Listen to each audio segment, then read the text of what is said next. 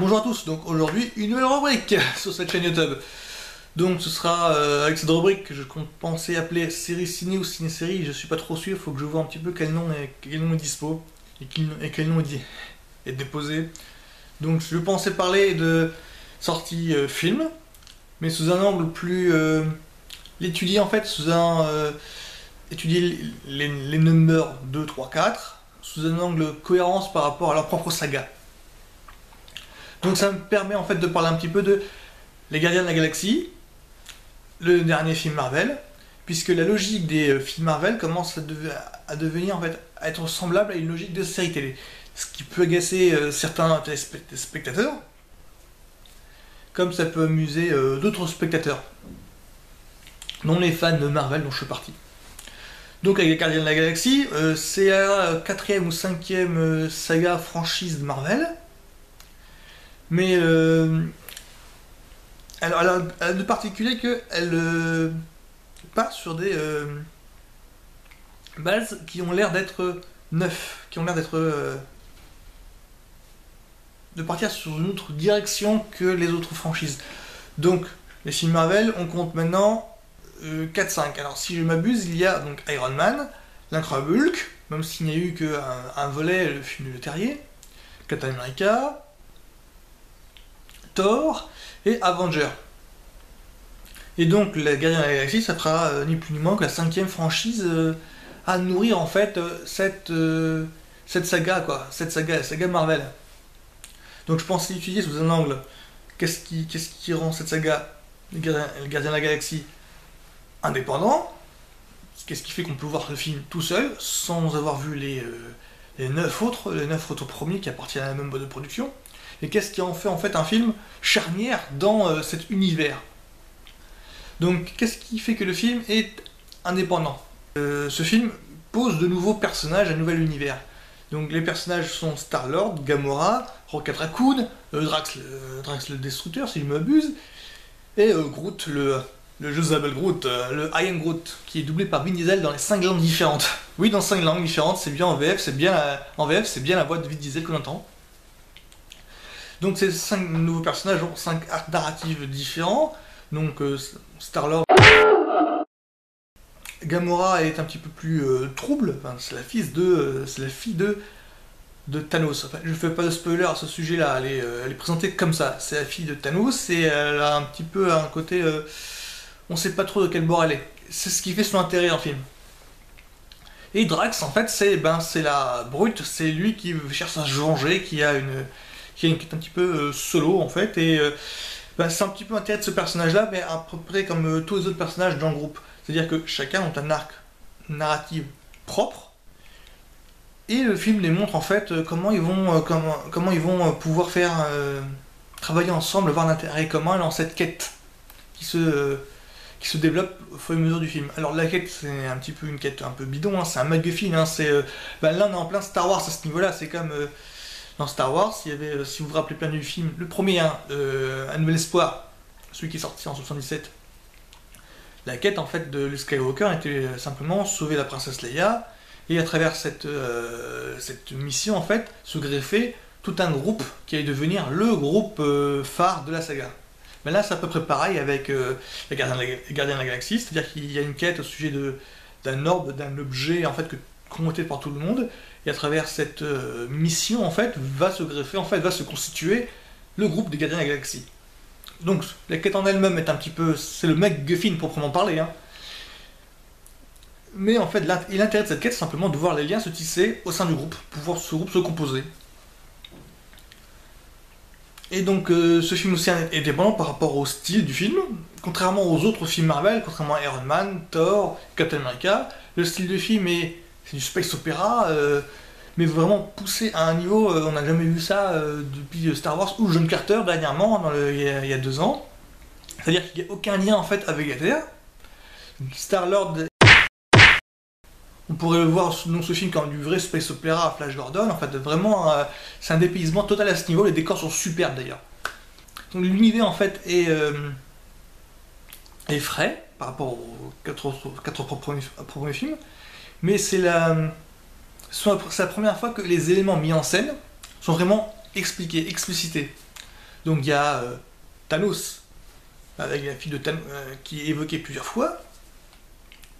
Et aussi l'orbe, en fait, le rôle de l'orbe rappelle en fait d'autres éléments, mais ce rôle est plus clair que dans les autres films.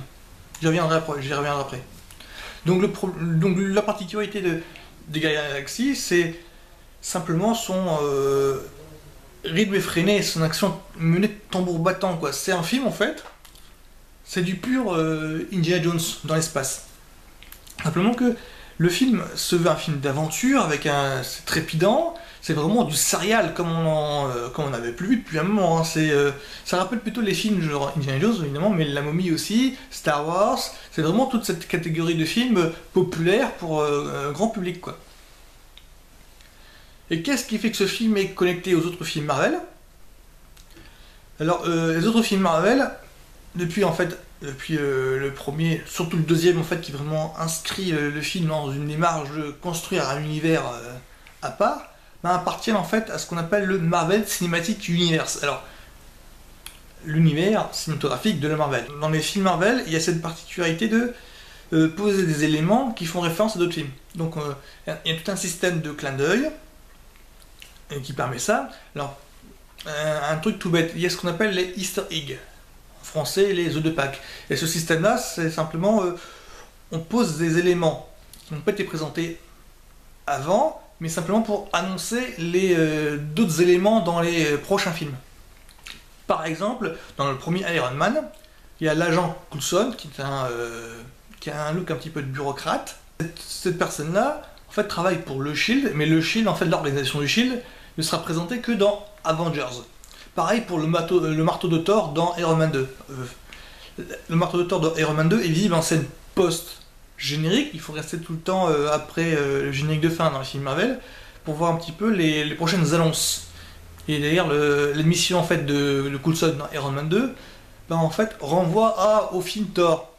Dans Iron Man 2, en fait, Coulson dit de façon explicite à Tony Stark, en fait, la personne qui allait surveiller dans le film, que j'étais envoyé en mission au Nouveau-Mexique. Et en fait, cette mission-là, c'est simplement ni plus ni moins que la mission qu'il exécute dans le film Thor. Donc, soit il y a une différence, il y a des liens entre historique, clin d'œil, cette générique qui permet en fait à tous les films Marvel de donner l'impression d'évoluer dans un univers cohérent. Donc, il y a aussi. Et c'est ce qui pose problème au niveau des détracteurs des films.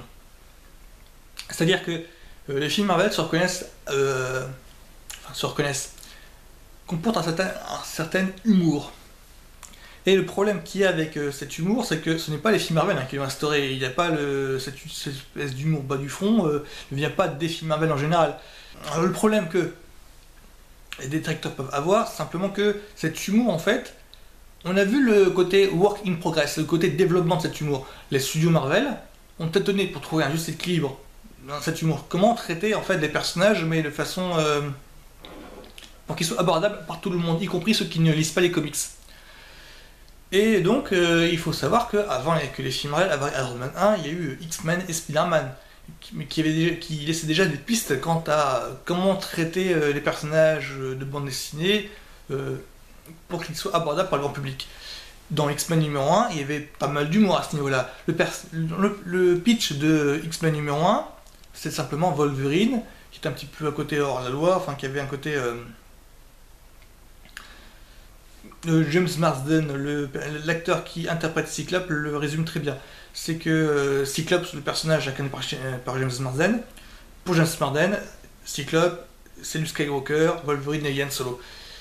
Donc du coup, Wolverine regardait tous les X-Men avec condescendance, avec arrogance. Il se moque ouvertement de Xavier, appelant et vous êtes qui vous roulette, parce que les autres X-Men ont des surnoms. Et dans Spider-Man 3, c'est pareil, à peu près un même humour qui se moque ouvertement en fait du personnage, des personnages en film.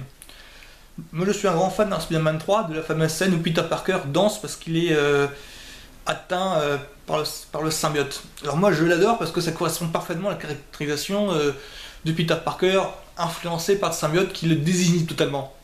Je sais que cette scène-là elle fait polémique parce que y a un côté où ouvertement où le réalisateur a un regard,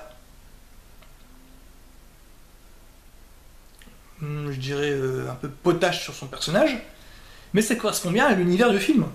Donc, et donc toutes ces traces d'humour-là, en fait, ont balisé un petit peu la manière d'adapter des personnages au cinéma. Et c'est un petit peu cet humour-là que l'on retrouve dans les films Marvel. Sauf que dans les films Marvel, les auteurs ne savaient pas trop comment saisir, traiter cet humour-là. Donc on a vu en 9 films, en fait, on a vu des problèmes de ce que peuvent engendrer, en fait, cet humour quand il est mal utilisé. Des problèmes de dramatisation, par exemple, ou personnages un peu ridicules. Mais cet humour-là, quand je parlais d'Indiana Jones de Star Wars, cet humour-là provient aussi de ce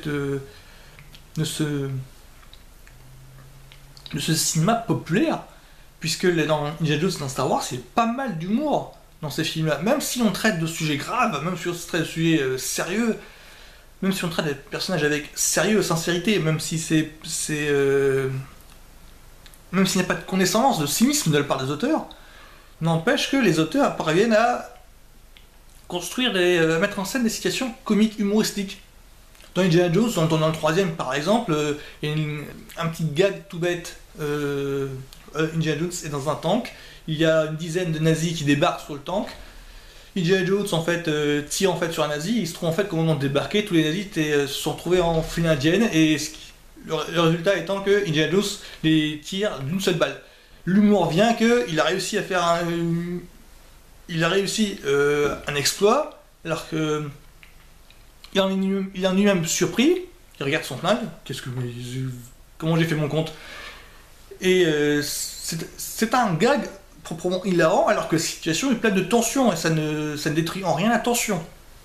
Pareil pour l'Empire contre-attaque, qui est le volet le plus noir de la trilogie, la première trilogie Star Wars. Il y a un moment donné où Luke et Han Solo en fait fuient les soldats de l'Empire, et durant toute cette scène-là, qui est une scène pleine de tension parce qu'ils sont poursuivis par les sbires de l'Empire, par Dark Vador en personne.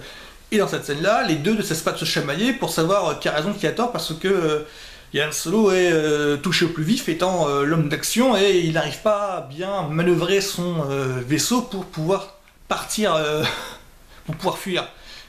Et Leia ne cesse pas de le chambrer parce que ton vaisseau, il vaut pas un clou, t'as vu la preuve, on va se faire capturer. Donc toute cette scène-là, en fait, est plein d'humour, alors que la situation est pleine de tension. Et dans Guardians of the Galaxy, c'est pareil, il y a pas mal de scènes qui sont remplies de tension, et en même temps, vu les personnages qui sont qui sont posés comme arrogants, parce qu'ils se chamaillent tout le temps, il y a pas mal de vannes, en fait, qui fusent de tous les côtés. Donc voilà, donc les Gardiens de la Galaxie, en fait, au niveau de cet humour-là, c'est le premier qui paraît achevé. C'est le premier où l'humour est naturel, en provenant des personnages.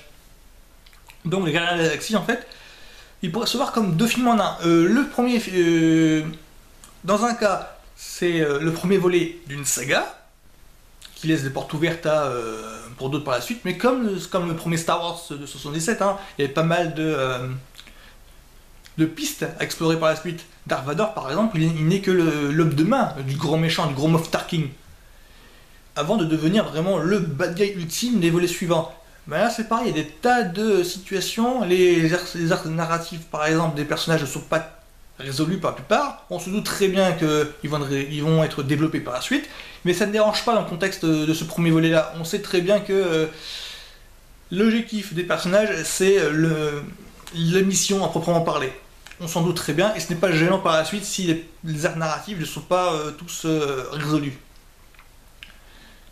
Et ensuite, c'est un opus qui donne des éléments pour la suite en fait des autres films Marvel. Il y a beaucoup d'éléments qui sont posés et qui dessinent le cadre de cet univers-là, de l'univers cinématographique de la Marvel.